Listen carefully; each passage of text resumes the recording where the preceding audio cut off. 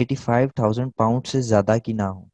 जी अगर ज्यादा की होंगी 12 मंथ्स में, एक ईयर में नहीं होता ये, तो ठीक। आपको वीएटी रजिस्टर्ड होना पड़ता है। तो तो अगर नहीं है मैं, वीएटी, जी जी, जी जी हाँ मैं ये पूछ रहा हूँ नहीं है ना, तो फिलहाल तो इसकी टेंशन नहीं लेनी चाहिए ना। जी, आपने नहीं लेनी। हाँ बस स्ट्रेट अवे अमेजोन पे अपने लिए होलसेलर ढूंढ के जो है बस अपनी वो क्या कहते हैं वो सेल शुरू कर देनी है। जी बिल्कुल। तो अगर अगर यहाँ पे अगर हम फर्ज करें होलसेलर को हंट करते हैं जैसे आपने क्राइटेरिया बताया हुआ है रिवर्स उसका, और ये इन तरीकों से, तो वहाँ पे जो उनकी रिक्वायरमेंट है जैसे आपने बताया कि वो पूछते हैं कि भैया आपका वीएटी नंबर और ये, तो फिर वहाँ पे हम क्या कहेंगे? जी, मैं आपको एक चीज़ एक्सप्लेन करता हूँ। यूके में होता ये है कि वो आपसे सिर्फ वीएटी नहीं मांगते, वो आपसे यूटीआर नंबर भी मांगते हैं। तो यूटीआर में ये होता है कि वो देखते हैं कि ये कंपनी कितना बिजनेस कर रही है। तो अगर आप किसी बड़े ब्रांड ऑनर यानी लाइक हैस्ब्रो, लेगो के पास जाते हैं इनकी डिस्ट्रीब्यूशन लेने, अगर आप उन्हें कहते हैं मैं वीएटी रजिस्टर्ड नहीं हूँ, तो वो हम्म, स्ट्रेट अवे आपको कहेंगे ओके हम तो आपके साथ बिजनेस नहीं करते। ठीक है। सेकंड, आप कहीं से इंपोर्ट करवाते हैं लाइक, अगर आप वीएटी रजिस्टर्ड नहीं है तो वो शायद आपको 1% एक्स्ट्रा वीएटी या 2% एक्स्ट्रा वीएटी चार्ज करेंगे जो आउटसाइडर्स होंगे। अगर आप जर्मनी से इंपोर्ट करवा रहे हैं, नेदरलैंड से या हॉलैंड से या स्पेन से, इटली से, अगर आप यूरोप में कहीं से भी इंपोर्ट करवा रहे हैं तो तब भी आपको वो रिजेक्ट कर देंगे। तो वीएटी बहुत इंपॉर्टेंट है ठीक है। अगर आपने बड़े अकाउंट्स लेने हैं तो। ठीक है, बस मतलब मुझे इतनी समझ आ गई कि अगर आपका थ्रेश होल्ड बढ़ता है नहीं बढ़ता जो भी है आपको वीएटी रजिस्टर्ड होना चाहिए। देखिए डिपेंड करता है। मेरी एक कंपनी वीएटी रजिस्टर्ड नहीं है, मैंने अभी स्टार्ट की है, लेकिन फॉर्चुनेटली मुझे पता है, मुझे अकाउंट्स मिल गए उसके because of some relations with account managers. ठीक है। लेकिन आपको नहीं मिलेंगे कभी भी वो बड़ी कंपनीज, कभी भी आपको, अगर आपके पास वीएटी नहीं है तो वो आपको कभी भी एक्सेप्ट नहीं करेंगे। नहीं तो होना चाहिए ना, इसका तो कोई नुकसान तो होना नहीं है ना, चाहिए, वीएटी बिल्कुल रजिस्टर्ड होना होने चाहिए। का कोई नुकसान तो बस नहीं ये है। आपके पास एक एक्स्ट्रा जिम्मेदारी आ जाती है कि आपने वीएटी जमा करवानी।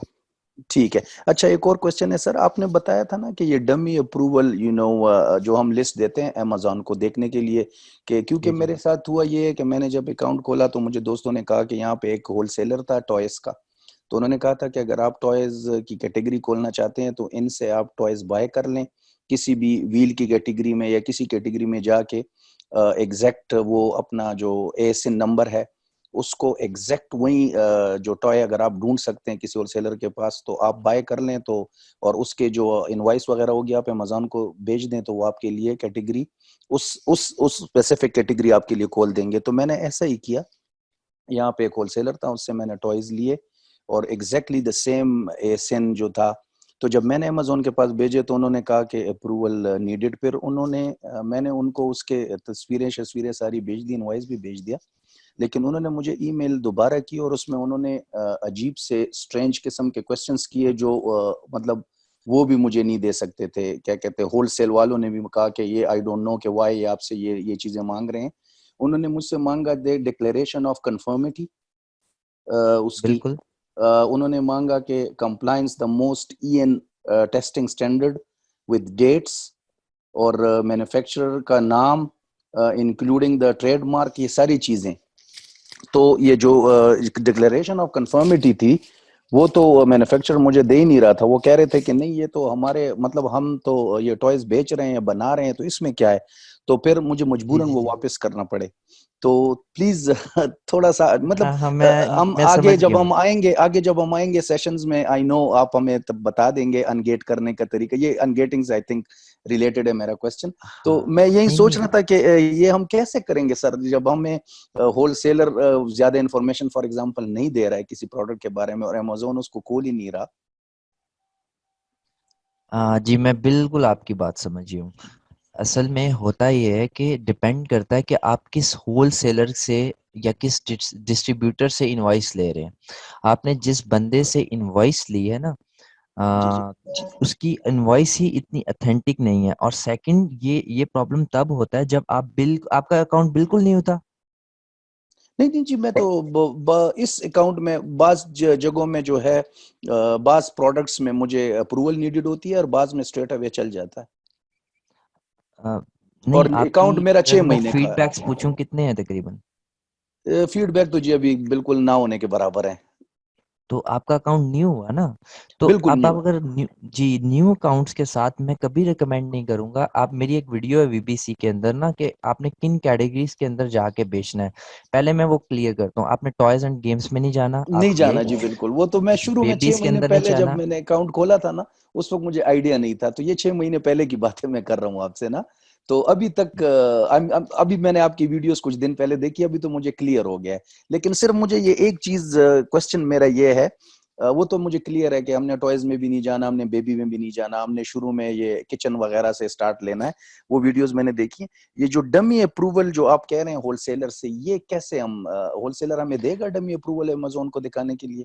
हाँ जी, बिल्कुल देगा। अगर आप किसी अच्छे डिस्ट्रीब्यूटर से बाय कर रहे हैं ना, तो वो आपको जो एफडीए सर्टिफिकेट तो आपको वो बिल्कुल भी नहीं देगा वो, ठीक है। अब वो आपको एक दे देगा, इनवॉइस देगा अपनी, ठीक है। जी और सेकंड वो दे देगा लेटर ऑफ ऑथराइजेशन। होता ये है कि अगर मिसाल के तौर पे ये जो ब्रांड है ना, बेबी ब्रांड्स, इनका अकाउंट है मेरे पास, ठीक है। और मैं इनसे ले लूंगा एक लेटर ऑफ ऑथराइजेशन। अब ये जो भी ब्रांड है, अगर मैं यहाँ पे अगर मिसाल दूं, यहाँ पे जितने ब्रांड्स हैं, अगर आप ये बेचेंगे, ये गेटेड है आपके लिए। रेनबो डिजाइन्स हो गया, पीटर रैबिट हो गया, ये सारे ब्रांड्स, पीजे मास्क, बहुत बड़े ब्रांड्स हैं। तो अब इनसे इस ब्रांड ने ना, इन जितने ब्रांड्स हैं, इस डिस्ट्रीब्यूटर ने इन ब्रांड से एक लेटर ऑफ ऑथराइजेशन या एक एग्रीमेंट किया हुआ है कि मैं जिसको भी ये बेचूंगा, मैं उसको एक अथॉरिटी दूंगा कि आप ये कहीं कहीं पे भी बेच सकते हो। सो मैं इससे वो एग्रीमेंट लूंगा, वो लेटर ऑफ ऑथराइजेशन लूंगा। वो एक सिंपल पेज पे होगी। ये लिखेगा कि ये आइटम नंबर है, ये प्रोडक्ट्स हैं, ये मैं इसको बेच रहा हूँ, और ये कहीं पे भी सेल कर सकता है, और मैं इसको ये अलाउ कर रहा हूँ। तो वो एक लेटर ऑफ ऑथराइजेशन होता है। और वो लेटर ऑफ ऑथराइजेशन जो है वो, मैं एक मिनट आपको लेटर लेटर ऑफ ऑथराइजेशन दिखा देता हूँ। ये ठीक है। आपको एक और ये एग्जांपल सर देना, मुझे इनसे ढूंढना पड़ेगा। बाइंग करने के बाद हम ले सकते हैं कि नहीं, ये वैसे ही हम ले सकते जी, हैं आप पहले? डमी भी ले सकते हैं। ये डमी भी, डिपेंड अच्छा। करता है आपका कैसा रिलेशन है आपके। अ, आप, क्योंकि अगर आपको कोई भी डिस्ट्रीब्यूशन मिलती है, तो डिस्ट्रीब्यूशन के अंदर आपको अकाउंट मैनेजर मिलता है। अच्छा जी, एक अच्छा प्रॉपर जी। अकाउंट मैनेजर होता है, और अकाउंट मैनेजर आपको मैनेज करता है। तो अगर वो आप, फर्ज करें वो बहुत ज्यादा हेल्पफुल है और क्या कहते हैं, आपकी लकी हैं आप, तो वो आपको दे देगा डमी एनीथिंग। नहीं, लकी नहीं, वो आपको जरूर देगा। अच्छा जी, ठीक। जी जी जी, एक मिनट मैं आपको एक एग्जांपल दिखा देता हूँ। Thank you. अगर वो उसमें कुछ पर्सनल चीज ना हुई तो मैं वो दिखा देता हूँ। चलें नेक्स्ट, आपका कोई सवाल है इसके बस जी, बाद? आखिरी आखिरी क्वेश्चन सिर्फ आखिरी क्वेश्चन, चूंकि मैं यूके में रहता हूँ सर, और आई आई नो आपने कहा कि यूके में अपॉर्चुनिटीज थोड़ी सी कम है, होलसेलर्स कम है, लेकिन at the same time competition भी कम है। तो यूके में ट्राई कर लेनी चाहिए होलसेलर्स और मैन्युफैक्चरर को, सॉरी, ये डिस्ट्रीब्यूटर को ढूंढने के लिए, कि नहीं आप सही आप सही। आप समझते हैं कि नहीं, बस हमें भी कुछ ना कुछ एफर्ट्स यूएस की तरफ करनी चाहिए? नहीं, यूके वालों को फिर यूके में ही सेल करना चाहिए। यूके में भी काफ़ी अपॉर्चुनिटीज़ हैं, ठीक। और मैं ये रिकमेंड करूँगा कि आप वहीं कर लें। ठीक है sir, thank you very much. अगर मेरे कुछ और इस तरह क्वेश्चन हुए सर, आपका वैसे भी मेरे पास वो है, तो मैं 1-to-1 का स्टूडेंट हूँ, तो मैं वेरी ब्रीफ शॉर्ट आपसे पूछ लिया करूंगा। जी जी, कोई मसला नहीं, आप जब मर्ज़ी पूछें। Thank you very much sir, thank you. खुदा थैंक यू हाफिज। So much. खुदा हाफिज।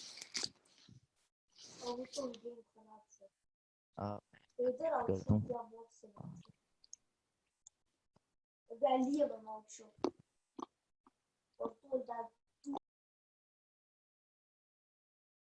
जवेरिया अहमद।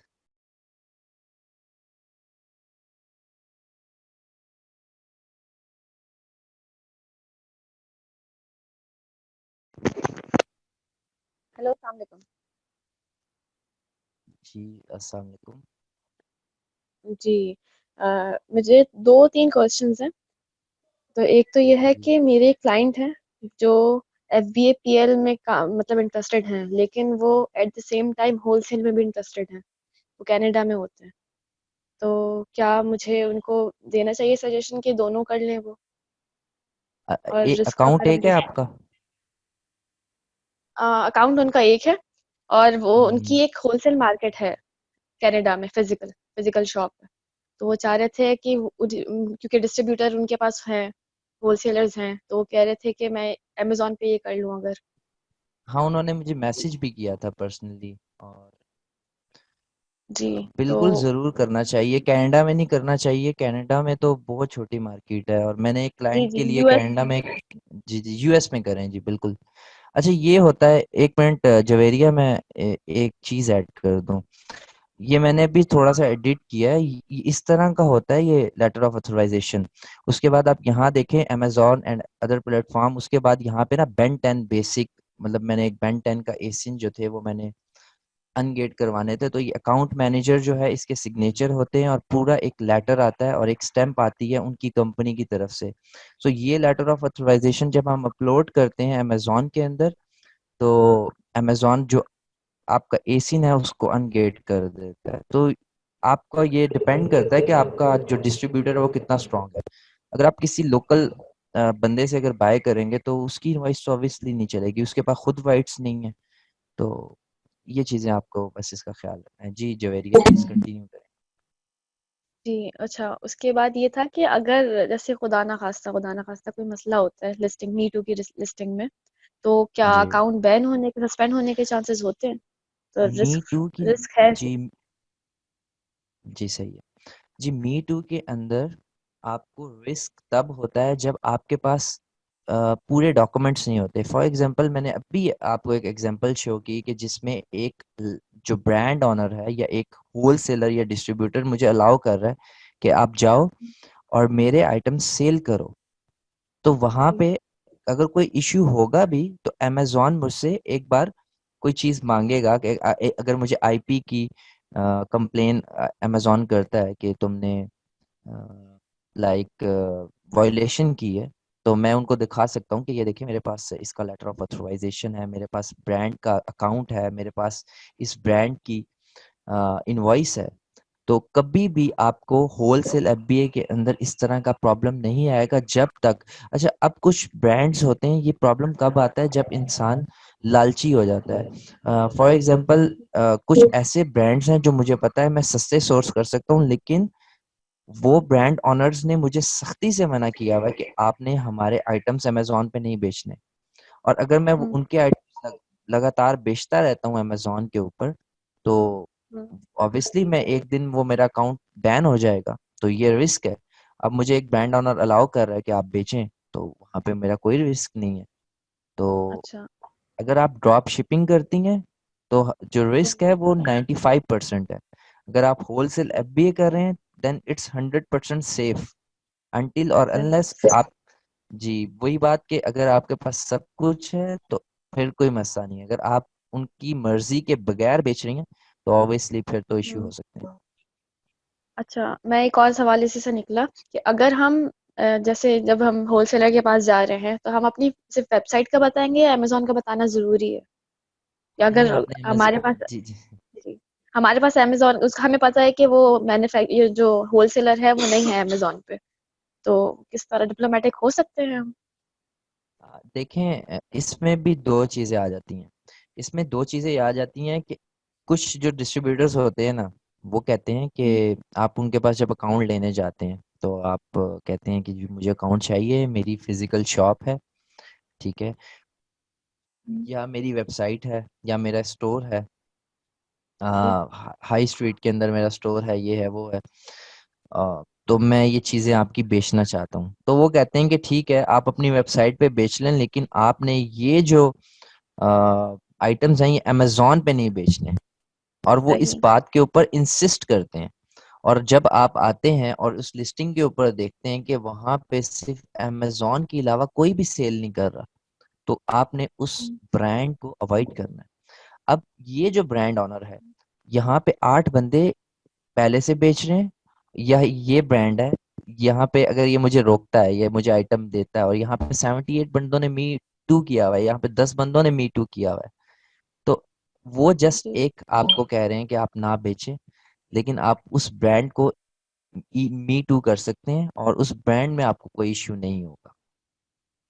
क्योंकि सही। वो और बस ब्रांड ये आखिरी देखिए सवाल मेरा। जी, आपको एक चीज हाँ। और समझनी है कि जो ब्रांड अगर जी। आपको अलाउ नहीं कर रहा, जिस ब्रांड के अंदर है ही एक सेलर या दो सेलर, वो अलाउ ही नहीं करते कि कोई आए, तो ऑब्वियसली अगर उसको कोई जाके मी टू करेगा, उन्होंने तो फौरन एक्शन लेना है। अब अगर आपको होल सेलर या डिस्ट्रीब्यूटर्स के पास राइट नहीं होता कि वो आपको आपके ऊपर आईपी क्लेम या आपका अमेजोन के ऊपर कुछ भी कर सकें, वो ब्रांड कर सकता है। अब उसके उस ब्रांड के ऊपर 10 से 12 बंदे मी टू कर कर बैठे हुए हैं और होल सेलर या डिस्ट्रीब्यूटर कह रहा है कि आपने नहीं बेचना, तो आप होल सेलर और डिस्ट्रीब्यूटर से लेके अमेजोन के ऊपर सेल कर सकते हैं वहां पे, क्योंकि आपको पता है ब्रांड लीनियंट है, वो आपको कुछ नहीं कहेगा। समझ आ गई आपको बात? सही। जी जी बिल्कुल। अब ये आखिरी सवाल है मेरा। अगर आउट ऑफ स्टॉक हम हो जाते हैं मीटू लिस्टिंग में, तो हमारी लिस्टिंग पे कोई फर्क पड़ेगा? जिस तरह पीएल में तो बहुत पड़ता है, तो ये तो इसमें आपकी क्या है? लिस्टिंग ही नहीं है। मतलब मीटू हम कर रहे हैं, हम मीटू लिस्टिंग हमारी, उसमें हमारा कोई भी फर्क पड़ेगा? या हमारी जो 6 सेलर्स हैं, और हमारी क्या रैंकिंग में कम हो जाएगा कि अगर हमने ज्यादा सेल नहीं किए या हम आउट ऑफ स्टॉक हो गए तो हम नीचे आ जाएंगे, कुछ इस तरह का है? या फिर हम बस ऑटो पे छोड़ दें मीटू लिस्टिंग करके? जी, अब मैं आपको एक चीज एक्सप्लेन करता हूँ, ठीक है? आपने कॉन्सेप्ट को समझना है कि ये आपने मी टू ये है, ये एक लिस्टिंग है। मैंने देखा कि ये लिस्टिंग है, मुझे सस्ती मिल रही है, मैं यहाँ से एसीएन उठाऊंगा और एसीएन उठा के हम्म। अपने अमेजोन सेलर सेंट्रल में जाऊंगा और वहां जाके ऐड अ प्रोडक्ट के अंदर इसको लिस्ट करूंगा, क्वांटिटी क्वांटिटी डालूंगा, प्राइस डालूंगा और डेट्स इट, ये मी टू हो जाएगी। मी टू कहाँ होगी? यहाँ पे। मैं कोई सही लिस्टिंग है। नहीं बनाऊंगा। मी टू करने में 1 सेकंड लगता है, चलें ज्यादा हो रहा है, सही। 30 सेकंड्स लगते हैं, ठीक है? तो 30 सेकंड्स के अंदर ये मी टू हो जाएगी। तो आपने मी टू करना है और उसके बाद अगर आप वो हो जाती हैं, आउट ऑफ स्टॉक हो जाती हैं, तो इस लिस्टिंग को कोई फर्क नहीं पड़ेगा, बल्कि लोग दुआएं करेंगे कि आप दोबारा ना आए, आप दोबारा स्टॉक ना लेके आए। ये लिस्टिंग तो ऊपर से ऊपर जा रही है, बिकॉज इसको बेचने वाले तो, यानी आप कह रही थी 6 सेलर हैं, 5 और सेलर हैं, तो हम्म। आपकी रेटिंग्स रैंकिंग्स इसमें किसी चीज को फर्क नहीं पड़ता। होलसेल एफबीए ऐसा बिजनेस है, समझ लें कि आप होलसेल मार्केट से सामान ला रही हैं और आपकी एक रिटेल शॉप है, उसमें रख के आप बेच रही हैं, सामान खत्म हो गया तो ऑब्वियसली आपकी और सेल ले आओ। खत्म होगी। दैट्स सही इट। सही। और ये एक प्योर बिजनेस है, इसमें वो नहीं है कि आपकी दुकान पे कोई अगर आप लीगली बाय कर रहे हैं तो कोई आ जाएगा कि यार इसे बंद करो या कागजात दिखाओ, ये करो वो करो। आपने आप बिल्कुल प्रॉपर ब्रांड से फाइंड कर रही हैं। अगर आप रिटेल आर्बिट्राज करती हैं या अगर आप हम्म। ड्रॉप शिपिंग करती हैं, तो ऑब्वियसली वो रिस्की बिजनेस है। सही। Thank you. बस ये सवाल। Thank you so much.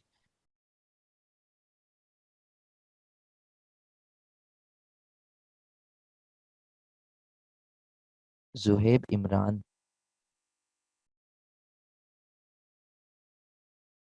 अस्सलाम वालेकुम सर। जी प्लीज, अस्सलाम वालेकुम। जी वालेकुम सलाम सर, क्या हाल चाल? ठीक ठाक। जी ठीक ठाक, आप कैसे हैं?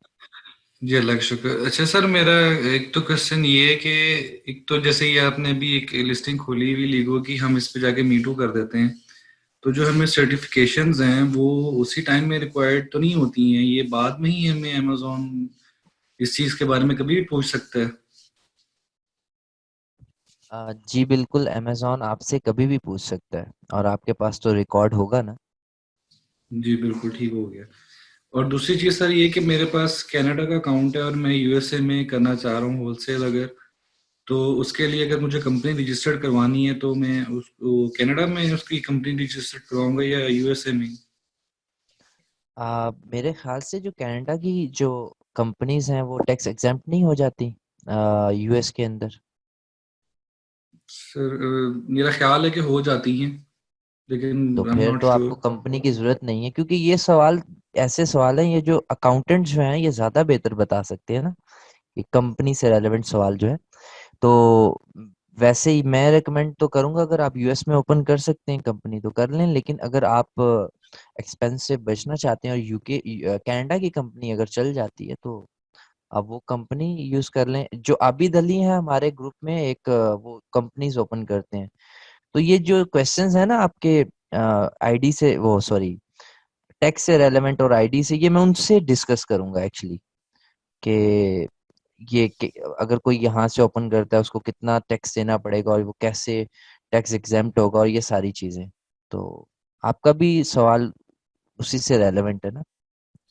ठीक हो गया सर, थैंक यू। आप मुझे पर्सनली जो है वो मैसेज कीजिएगा जिन लोगों के जो सवाल है ना, वो यूएस कनाडा और टैक्स एग्जेम्प्ट और ये, तो आप मुझे काइंडली मैसेज कर लें, बिकॉज मैं फिर इसका ना एक एक करके आप सबको एक डिटेल्ड रिप्लाई कर दूंगा। ठीक हो गया sir, thank you so much. No problem.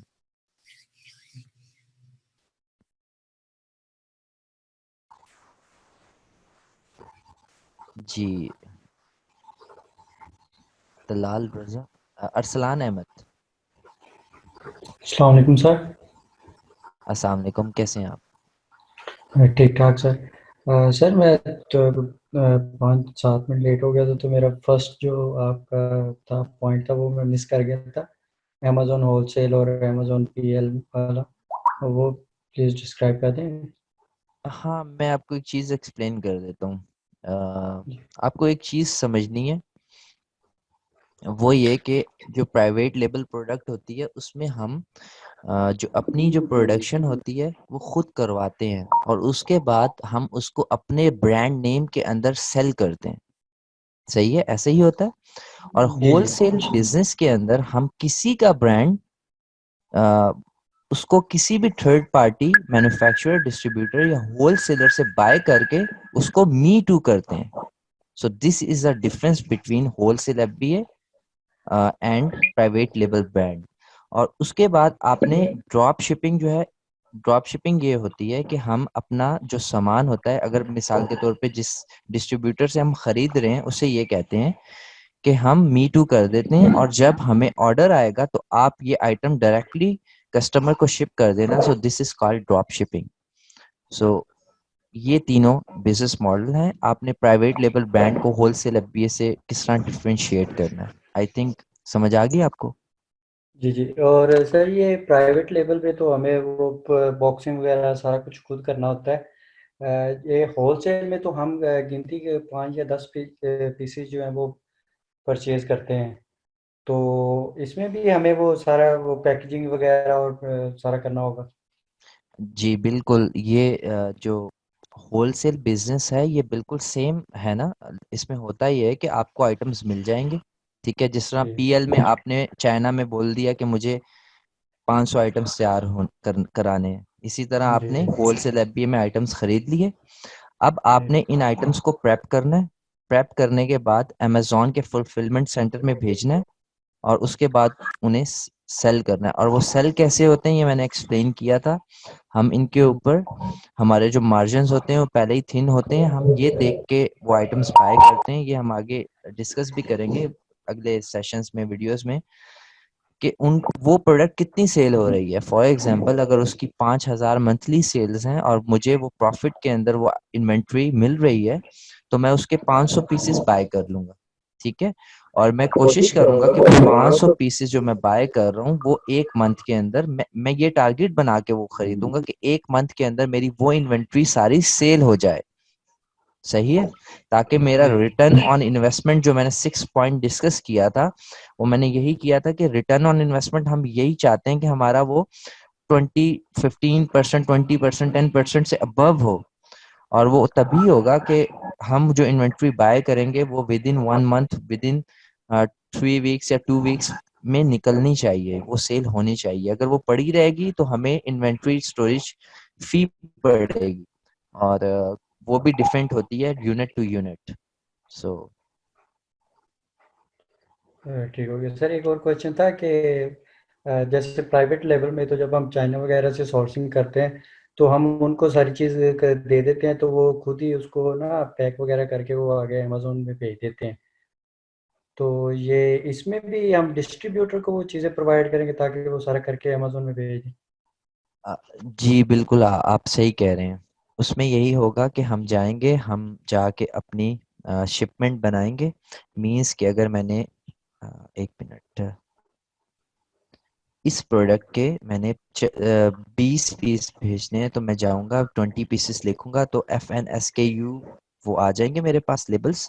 मैं वो लेबल्स भेजूंगा अपने अपने उसको डिस्ट्रीब्यूटर को। डिस्ट्रीब्यूटर जो है वो अगर इस प्रोडक्ट के अंदर पॉली बैगिंग चाहिए, किसी भी किस्म की प्रेप चाहिए, तो अगर नहीं चाहिए तो वो सीधा इनके ऊपर लगा देगा स्टिकर्स FNSKU। उसके बाद वो मुझे भेजेगा कि ये किस तरह पैक हुई है और कितने बॉक्सेस के अंदर है।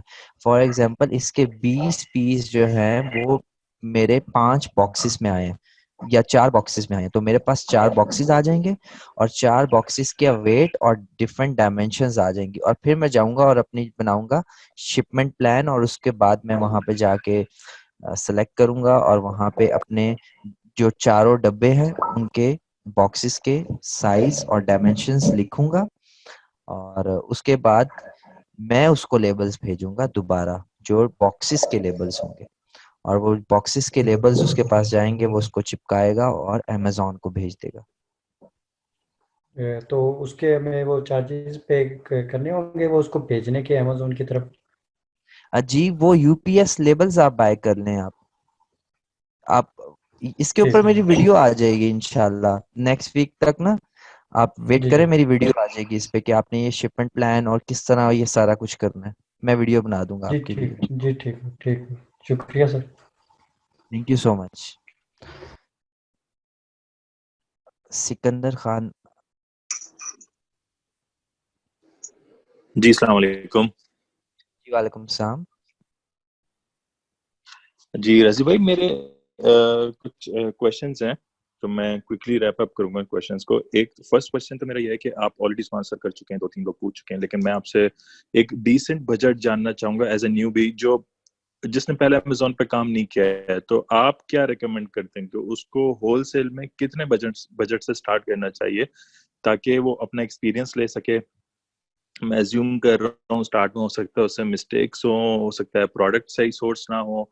तो कितना उसको बजट रख के चलना चाहिए कि आपका रिकमेंडेड बजट जो आप उन लोगों को रिकमेंड करते हैं जिन्होंने पहले कभी अमेजोन पे काम नहीं किया होता?